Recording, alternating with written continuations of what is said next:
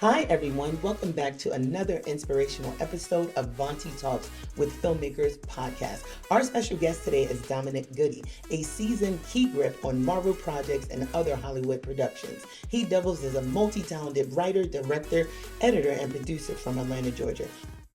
Hi, everyone, and we are back with another episode of Vonti Talks with Filmmakers.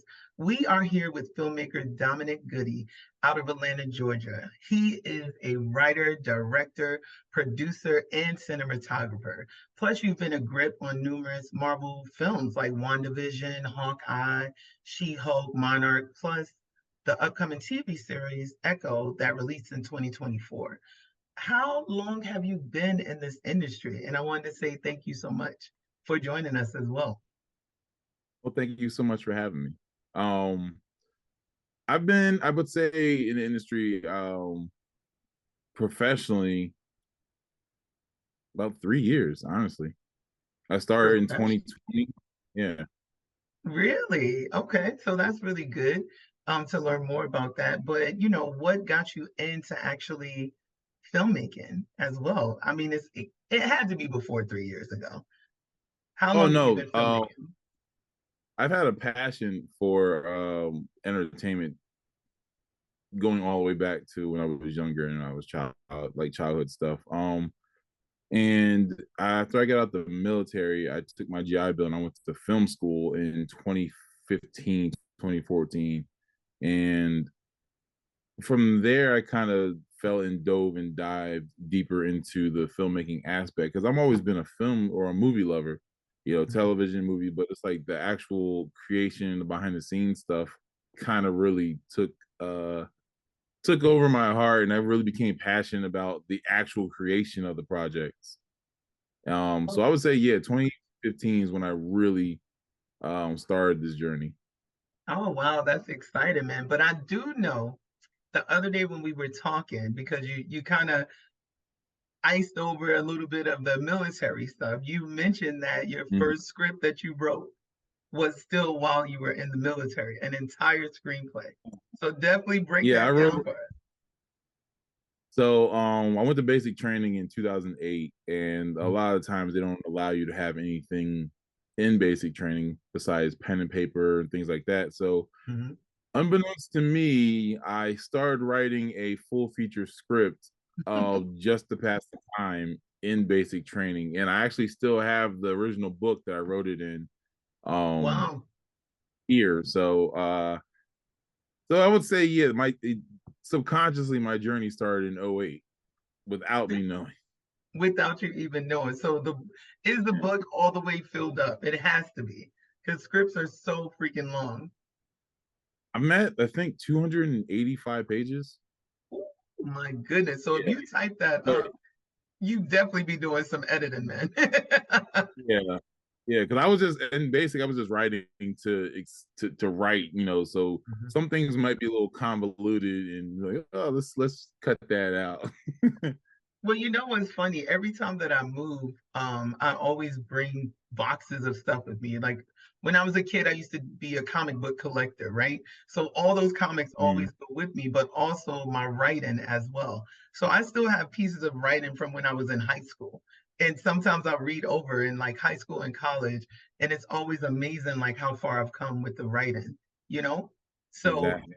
really your journey actually began in 2008 when that passion for filmmaking. Do you remember the genre of that script or anything? Oh, it was action. It was action. It's always action, right?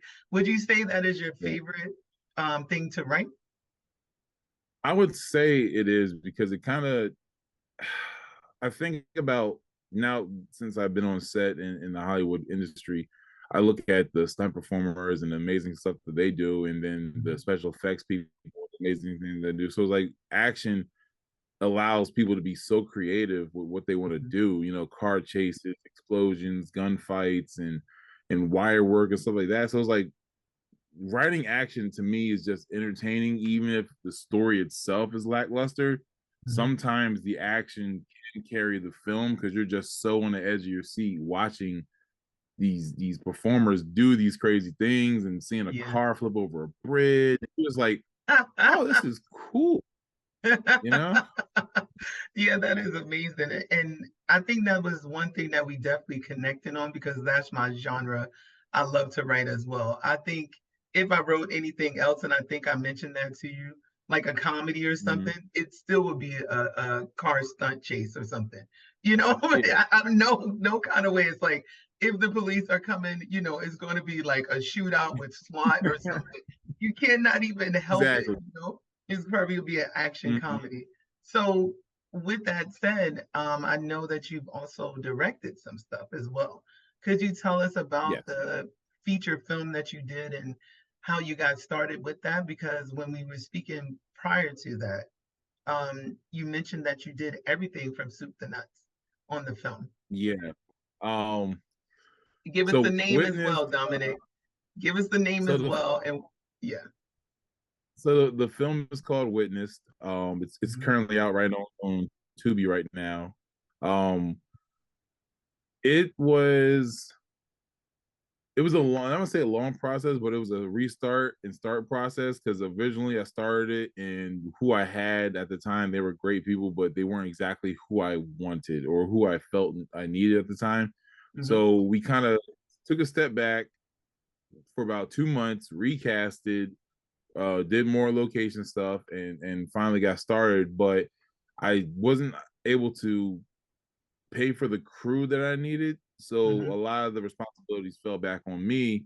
And I had a lot of my friends just doing things that they could do, but since they weren't all industry people, they don't really know too much. mhm. So they were learning as they were going on the project. So when it came down to directing, because I wanted to direct the feature, I directed the actors. I did camera work, so I shot the whole thing. I did cinematography, so I lit the whole thing. I did uh, so some stunt performing, some stunt stuff. I helped the actors with that. And then when it came to post work, the editing, I did the editing, I did the sound design, I did the color grading. And it's like it was such a headache, but it was also so fun in the sense of just being able to like sit there and meticulously tweak everything because I love editing as well. So Mhm. it's like I love sitting there for hours going over the same thing, just to see how good I can get it and if transitions are working or leaving the scene to breathe a little bit more or cutting it short or things like that. I love that. I had some help from some actor friends that I met. Mhm. For a good friend of mine, Vincent M. Ward. He's from The Walking Dead. He has a movie Nice. called Devil out right now. He came out and helped my lead actor, Laree Roach, who plays Daniel in the film. Vincent came out and was a supporting actor and really brought a level of professionalism that I feel like I needed for a very Mhm. small project because we shot it for less than 10,000. Wow, that's So amazing. And so how did you convince, an actor of that caliber? Did you guys know each other for some time or had come across each other in the industry? for Vincent, I actually shot a feature film for another producer. I was a cinematographer for that film called Mhm, Don't Shoot the Messenger. I think it's on streaming now. It's called Breakup Masters. But I mhm. shot that film and we became really good friends during the process of that film. And afterwards we just kept in contact. And he told me, he's like, you need me for anything, just reach out and let me know. So when I had this project, a couple people that were trying to think of people to take on the role of Detective Marcus Tillman, Yes. and one of my producer friends was just like, "What about Vincent?" And I was like, um, I can ask Vincent, but I don't know if it's a big enough role for him because I think he brings a lot, Mhm. a lot of character to whatever he does. And I just reached out to him. I told him about the story. I told him about the script, and he was like, "Yeah, just let me know when you need me." I was like, "Okay." And you're like, Oh, all right, man, my budget is kind of small, my guy. So this would be yeah, more of a donation to a filmmaker. yeah. But I think He worked with me. Yeah. yeah. Well, guys, we are going to take a short break real quick. This is Vonti Talks with Filmmakers. We're going to get a word from our sponsors. And thank you so much, Dominic, for being on with us. Let's get that word. And now, a word from one of our sponsors. After starting my podcast, I needed to hire the pros to market the content. Are you looking for digital success? Look no further. World Boss HQ is your strategic partner. Their experts turn your vision into a digital masterpiece. From stunning websites to powerful marketing, they've got you covered. Startups or established businesses, they are your one-stop solution. Visit worldbosshq.com. That is WORLDBOSSHQ.com, and unleash your potential today. World Boss HQ Digital Marketing. Your online empire awaits. We are excited to bring you this world exclusive teaser from Bad Rabbit Pictures and Movie Pods. They are presented Age of Prophecy, a sci-fi fantasy podcast done in the style of the radio dramas of yesteryear. Coming soon to all streaming platforms. Visit www.moviepods.com or www.anoukchronicles.com for all the release dates. You won't want to miss this one. Your myths were born from our history. Let's check it out.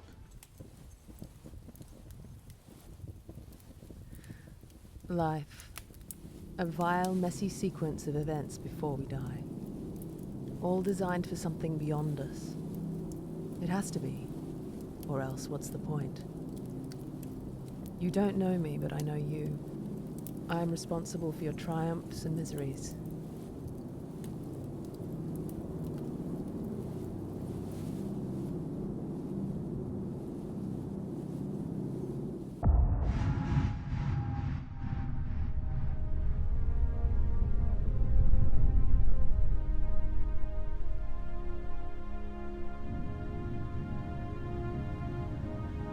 I am Zira Enlilzor, and to truly understand your own story, you must know mine. Your myths were born from my history.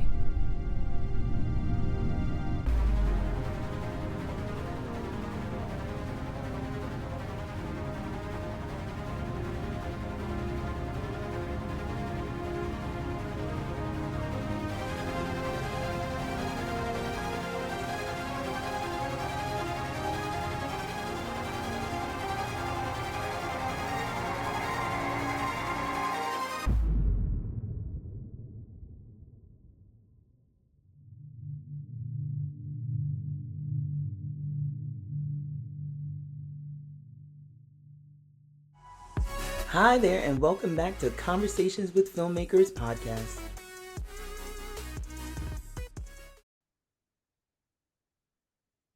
All right, you guys, welcome back to Vonti Talks with Filmmakers. We are here with Dominic Goodie, and he is breaking down everything on his feature film that he shot, and also how he was able to get a very stellar Hollywood actor to come on for his $10,000 budget film, correct?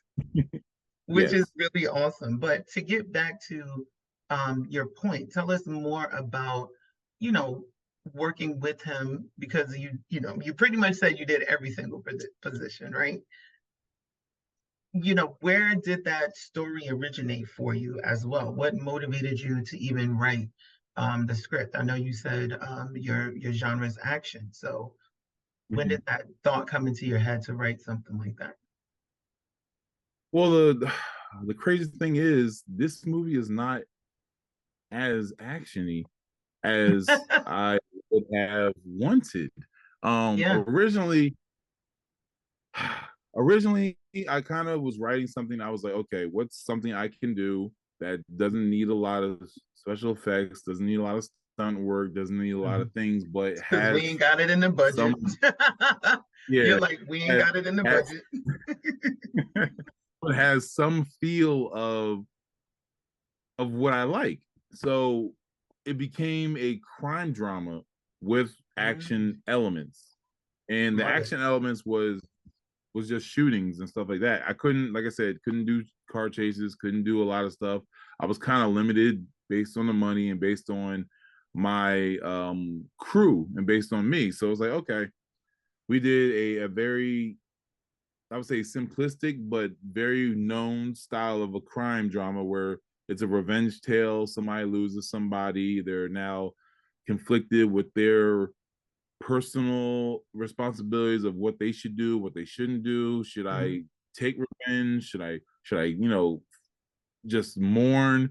So it became one of those things, and I think the results of it worked out very well for a lot of the actors and a lot of the crew, because a lot of people got to really learn, and it was a lot of dialogue, so it got people to really tap into their acting ability versus shoot 'em ups where it's like, okay, I don't really got to act, I just got to shoot this gun in the right direction, and that's So you went deeper into the emotional side of it as well, able to tell that story on, like you mentioned, a limited budget. Guys, if you are just tuning in, we are here with Dominic Goodie. He is a writer, director, producer, cinematographer, grip worker, and even editor as well. Extraordinaire. So he's breaking down. You said the name of your film is Witness, right? Witness, with the ED. With the ED, Witness, and it's on Tubi right now, correct? Yes, right now on Tubi. That is so dope. So going deeper into that whole element as well, you mentioned all these different roles that you played. Can you let us know like how within the window of or that span of a couple years you were able to learn all of those positions as well? Because that's very important. Even if you're learning on the fly or from other people, it's always good to, break that down as well.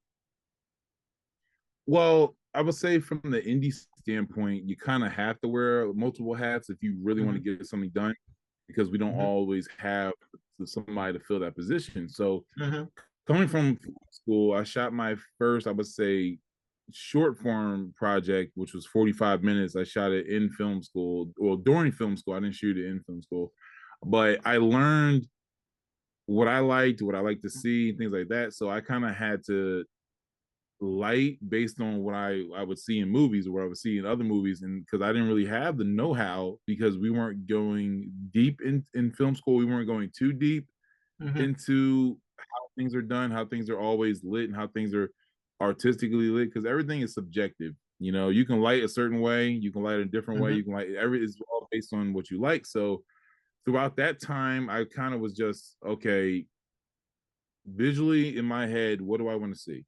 And I was like, okay, I started lighting, I started messing with lights, I started buying lights, and like, okay, now I became a cinematographer because I'm lighting and I'm also running the camera and I'm also doing the angles and stuff. And it's like, okay, as a director, I got to focus on directing the action. So I'm shooting it and directing the actors from behind the camera at the same time. And from that, I also learned into choreography with action, because it's like, how are these actors doing these stunts with these punches and these gunfights and stuff like that? So I kind of started doing my research on YouTube and watching action, how to create action, in the how to create action, I guess, within the scene, how to sell the action within the scene, because I'm sure you've seen a bunch of films where it's like somebody throws a punch and you can clearly see that they got connected. So I take a lot of pride. I am sorry, that is hysterical, and you are absolutely right. It looks like those film school kind of films, like you can always tell. So I take a lot of pride. I take a lot of pride in trying to make it as believable as possible. Anything as believable as possible, because going from Hollywood sets to independent sets, you kind of realize they're doing the same things that we're doing. It's just that they have the money to fund the bigger explosions, the bigger fight scenes, the wire work and stuff. But at the end of the day, I'm learning it's like they're just prepping, and they have more people, but they're still doing the same things we're doing: car rigs, stunt mats, falls, punches, like all the stuff we're doing. So I was like, okay. So from there, I kind of really started pushing myself into learning each department. So if I did hire somebody, or if I couldn't find somebody, I could at least facilitate a little bit of that. So I've learned special effects, I've learned editing, I've learned lighting, I've learned cinematography with the camera work, lenses, and stuff like that. Directing, which is my passion. I've bought books on directing. I've watched master classes from Martin Scorsese, things like that. Nice. Ron Howard. So I'm really trying to be a student of the industry, a student of the game, but I'm also trying to focus more on what I want. It's just that when I'm doing my own stuff, I have to facilitate those jobs that I can't necessarily afford to hire somebody, or somebody's not available. So I at the mean, end of the day, what I feel like, Dominic, what you're getting from things, and I think is so important to share that with the audience, is that the education never ends, right? yeah. So you mentioned like this is pretty much a changing of careers. Once you left the military, you then went on to film school, right? But now Mhm. you're also still still learning the craft and everything. And would you be would it be a good thing to say, like, from you being on set, you did a lot of shadow work? And I think that's something that we had talked about the other day as well, right?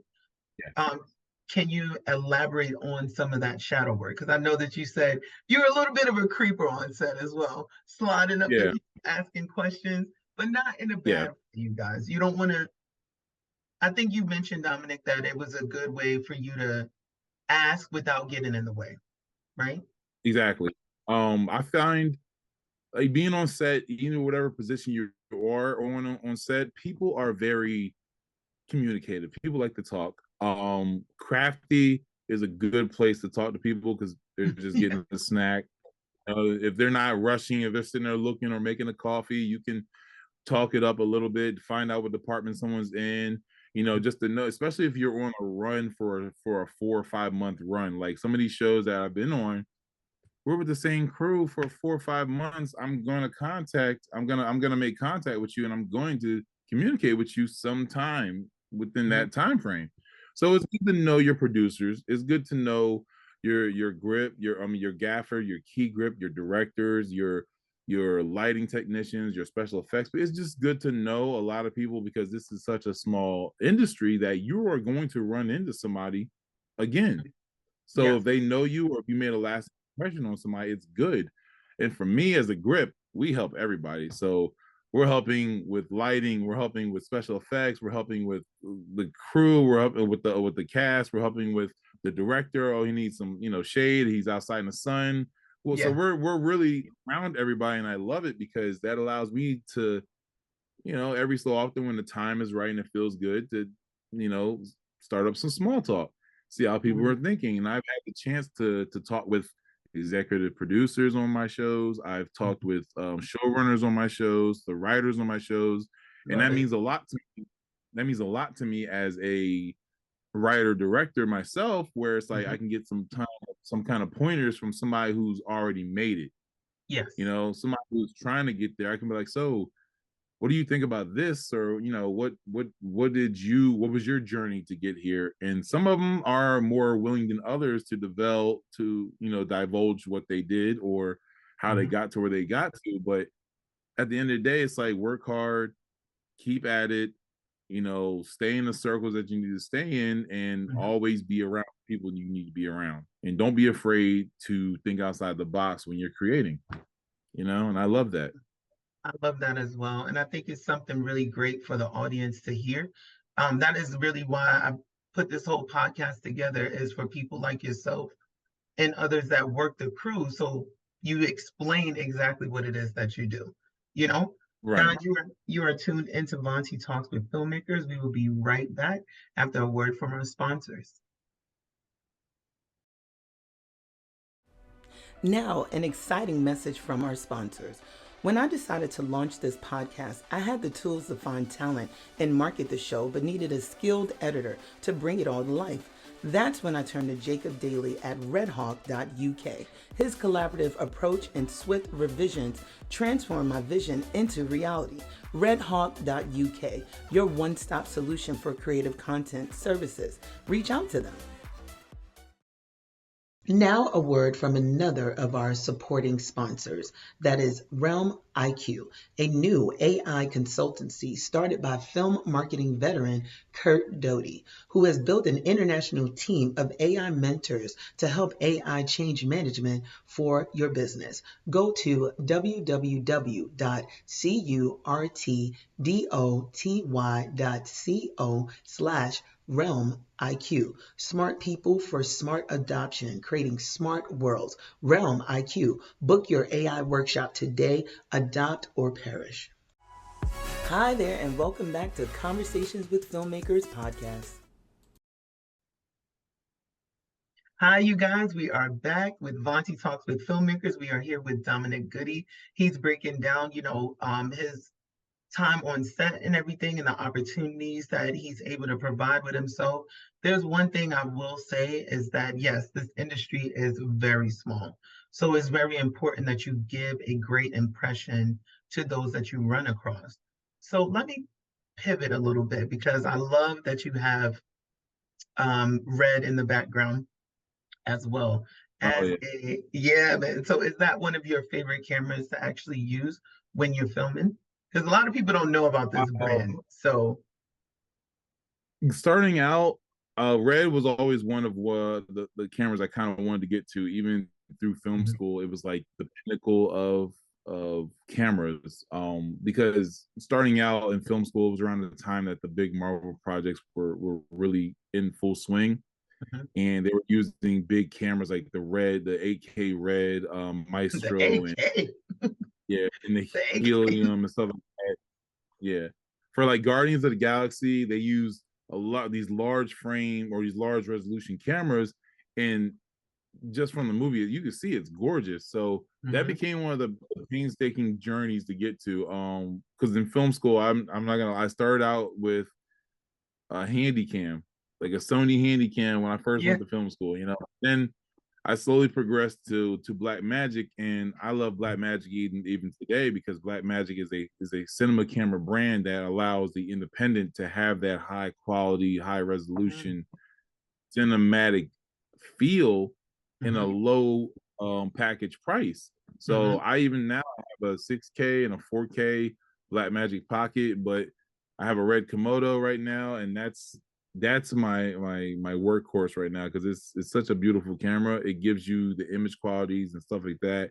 And for somebody like me, I love contrast, and it works so well in those low light, low contrast or contrasty shots that I have put together, and it just looks amazing. So I love Red. Eventually, I would like to work up to Alexa because Alexa is another brand that I've seen on set in the industry that we use a lot.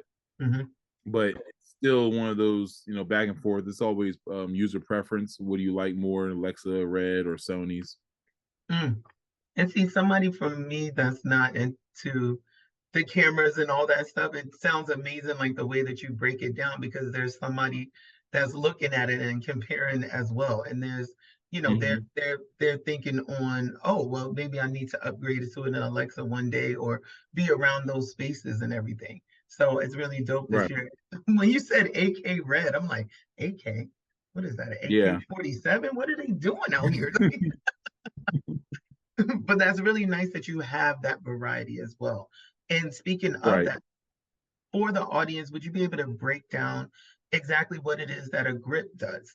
Because again, this is a learning opportunity for the audience. Everybody don't know the positions as well. Yeah. So this is a very difficult question I get often asked because it's like a lot of departments you can kind of tell what they are, like lighting,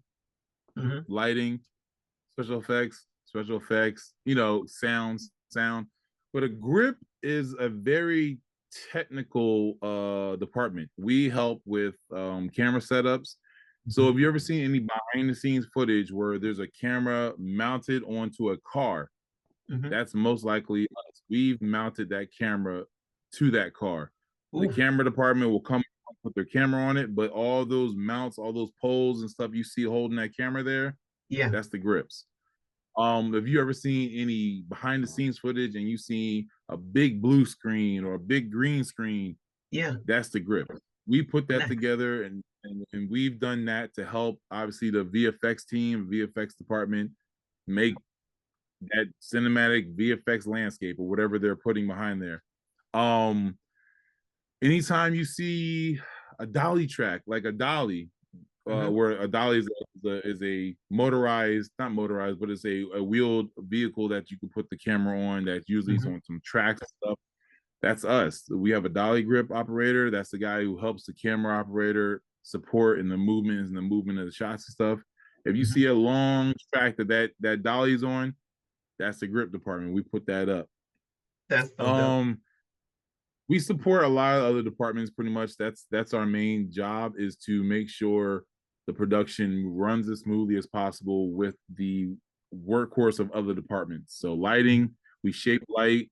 So if you see anything, you see a big light source and something's in front of it, kind of knocking down the light or spreading the light a little bit, that's usually our department. We've done that. Camera department, we help them. We help shade Video Village. We do a lot of support, but I don't think the production would move forward without us, because we do so much support that you need us to help with those departments, you know? Yeah. But that's the best way to explain it. But you know what? There's nothing wrong with saying that, because they're all intertwined, right? And they all need each other. So if you don't break down like the importance of your role, right? Some people take it for granted. That's similar to, you know, the writer's strike we just went through. You know, us as writers, we can understand, because it's one of those positions that people don't know it's that important until the whole industry shuts down, you know, because it's like you can't get started on a production without the actual writing that's needed to do it. You know, you just have all of those moving pieces and the production crew and everything, but they're going to be standing around waiting on what exactly the scene is about, right? In commercial advertising, all of that stuff. But let me ask you, throughout this journey, did you have a mentor in this industry? Would definitely love to know about that. I honestly didn't. Not a direct mentor at that. I kind of fell in love with the directors that I kind of idolized.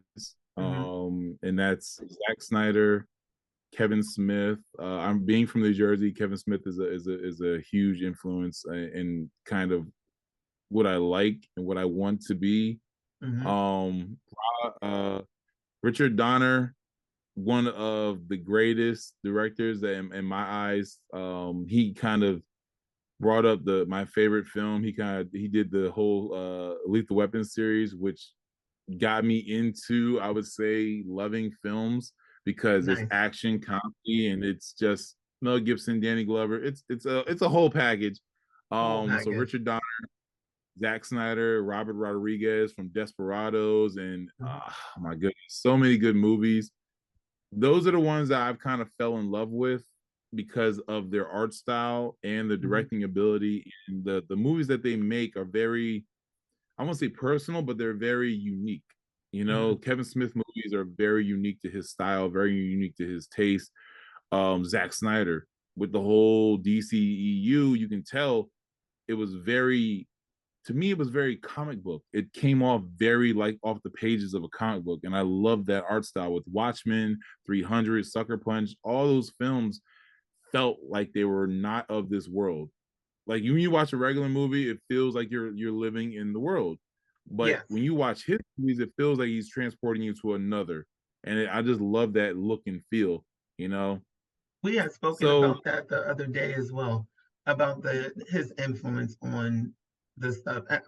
Listen, you're talking to a comic book lover, so I have to agree and jump in there, because you're absolutely right. You want to be immersed in the world, and world building is some of the hardest stuff. People want to make these mega series and all that stuff, but it is really world building. I mean, don't get me started. You got to be able to take the audience to a place that they're not familiar with, but they're also intrigued on knowing more about, you know? So it's like when it might seem minute, little small details as a writer, it seem minute, but it's like that tree that's angled at a different way and it has branches going a way a tree would normally branch out.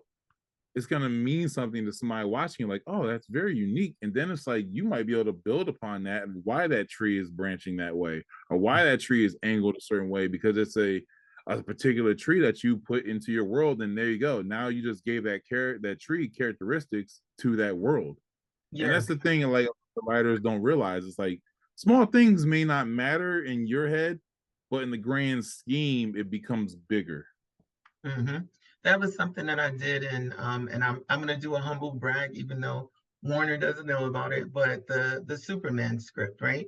The way that I wrote Mhm. it for Mars was different than what people normally do. They just always say the red planet, but I actually researched it on what it is and how the dust kicks up and all of that stuff, you know? So, like, actually, the elements that they say Mars is composed of. So then when you go to film it, you do a deeper dive into like how that world actually is implemented, you know? So I Exactly. completely understand.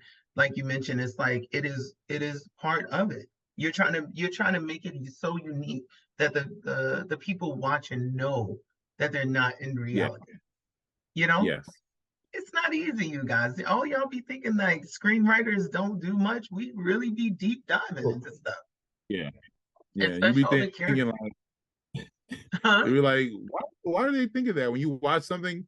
And it's like, and that's the thing I love the Easter egg video people, the people who Hmm. break down stuff, because they will go and go through something with a fine tooth comb, and they will find the small details that you put in Yes. something that they I think no one would have found, but they find it, and I love it.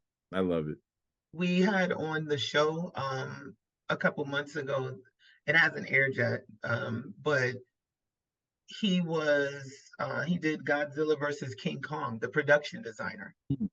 And like Okay. behind him is like all these books. You'll see when you watch it, all of these books. And he was like, "Oh, Vonti, let me pull this down." This was the inspiration for the neon letters in Godzilla Mm. versus Kong, going through the whole thing. He was like, "Yeah, this is a book with Japanese letters, and then these were designed with like neon." And I was like, "What?" Oh, Yeah. So in his you didn't know mind, that. Yeah. he connected the dots on what the screenwriter was trying to have come across and found something that connected in the real world to then put into the fantasy world. I thought that was Nice. so dope. So yeah, we Yeah. probably need to work more with production designers. You've just tuned into an episode of Conversations with Filmmakers podcast. We'd like to thank our guests for joining us and sharing their knowledge. This has been a production of Vonti Pictures, hosted by me, Vonti McCrae, a screenwriter and producer. We'd also like to thank Bad Rabbit Pictures for the animated content and creator of upcoming podcast Age of Prophecy, along with our sponsor, redhawk.uk, with all episodes being edited by Jacob Daly, director, producer, and a man of many talents. Come back next week as this saga continues for the Conversations with Filmmakers podcast.